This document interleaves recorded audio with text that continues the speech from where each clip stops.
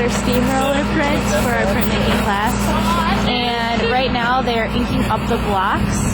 So you're rolling on a certain type of fabric ink, and you have to make sure you get all the areas, make sure the whole block ends up being shiny. Then from there, we take and wet some fabric, and we stretch it over the wood block, and then a piece of board goes on top, and some on the sides to make the blunt end of the steamroller, and then the steamroller will come and roll on top of it, and the fabric will then pick up all of the ink because it gets transferred through pressure. Oh yeah, what kind of ink do they use? It's like a fabric printing ink.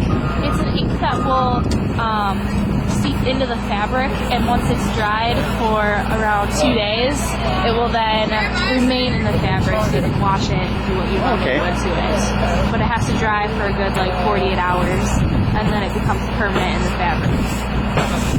But until then, we have to tape it up with, we tape paper inside the fabric and fold it up so that way it can't cut on each other because it stays wet for a certain amount of time. Okay. Cool.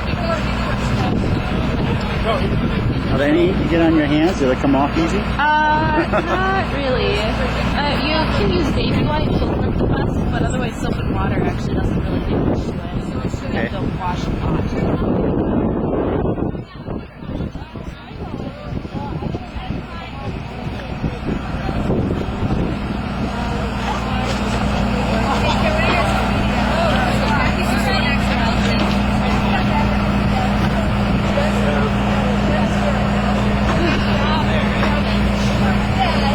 Anything else you want to add?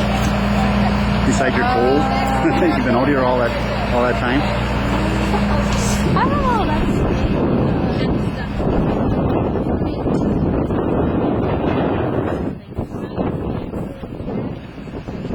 The fabric you use, is that just any kind of cotton fabric, or is this? Yeah, it's any type of cotton. Those other fabrics, they're stuff, but sometimes the fabric fibers don't suck it in as much. They're so cotton because it's so thin, it'll help soak up the ink better. Okay. And here they're rolling on the ink on the rollers. And it's you have to spread out the ink and then you roll it a couple ways to spread it completely across the roller. Does the temperature out here and the wind make any difference, or?